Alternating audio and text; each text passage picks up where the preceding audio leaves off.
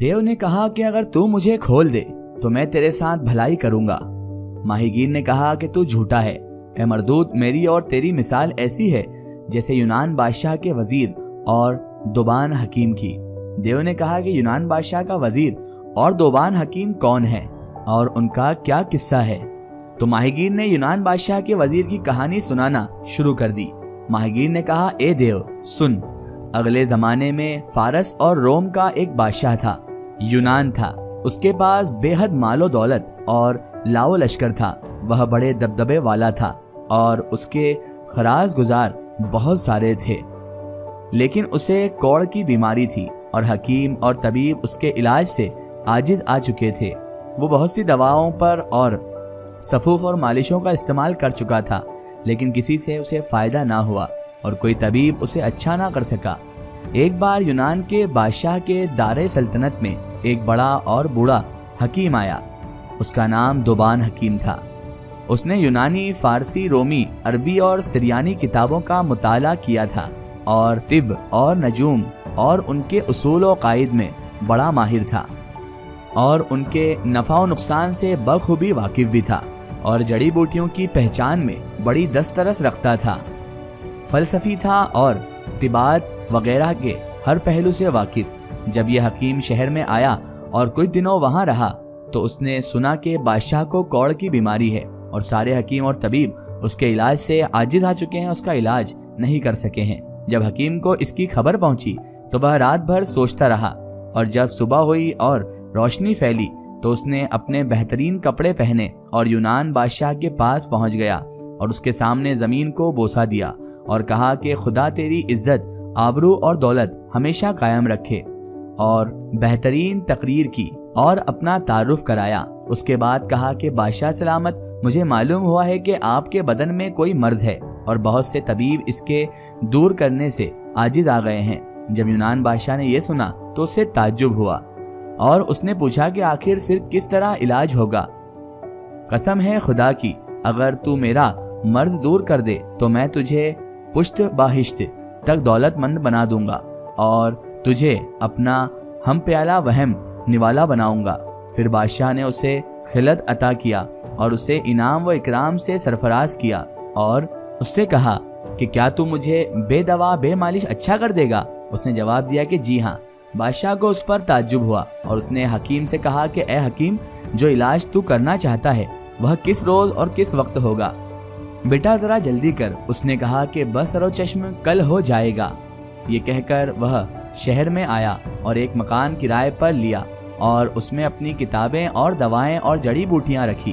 پھر دواؤں اور جڑی بوٹیوں سے ایک پولو کا بلہ بنایا اور اسے اندر سے خالی رکھا اور اس کا ایک دستہ بنایا اور اپنے علم کی بنیاد پر پولو کی گیند۔ جب وہ سب چیزیں بنا چکا تو وہ دوسرے روز بادشاہ کی خدمت میں حاضر ہوا اور دربار میں پہنچ کر اس کے سامنے زمین کو بوسہ دیا اور کہا کہ آپ سوار ہو کر میدان میں نکلیں اور اس گیند اور بلے سے پولو کھیلیں۔ بادشاہ کے ساتھ ساتھ سارے امراء و وزیر اور شرفا ہو لیے۔ جو ہی یہ سب میدان میں جمع ہوئے تو دوبان حکیم وہاں پہنچا اور بادشاہ کو بلہ دے کر کہنے لگا، اس سے اس طرح پکڑیں اور میدان میں بڑے اور ہاتھوں کو خوب جھونک دیں۔ خوب جھونک دے کر گیند پر بلہ مارے یہاں تک کہ آپ کے ہاتھ اور سارا بدن پسینے پسینے ہو جائے۔ اس طرح سے دوا ہتھیلیوں میں سے ہو کر جسم میں سرایت کرے گی۔ جب آپ کھیل چکے اور دوا سرایت کر چکی ہو تو محل واپس آ جائیں اور حمام میں جا کر نہائیں اور سو رہیں، آپ اچھے ہو جائیں گے۔ یہ سن کر یونان بادشاہ نے حکیم کے ہاتھوں سے بلہ لے لیا اور اسے اپنے ہاتھوں میں خوب زور سے پکڑا اور گھوڑے پر سوار ہوا اور گیند کو اپنے آگے پھینکا اور خود اس کے پیچھے دوڑا اور پاس پہنچ کر اسے زور سے مارا اور بلے کو مضبوط پکڑا رہا۔ اس طرح وہ گیند کو مارتا اور اس کے پیچھے دوڑتا اور پھر مارتا اور پھر دوڑتا جاتا تھا، یہاں تک کہ دونوں ہتھیلیاں اور سارا بدن پسینے پسینے ہو گیا اور دوا دستے میں ہو کر سرایت کر گئی۔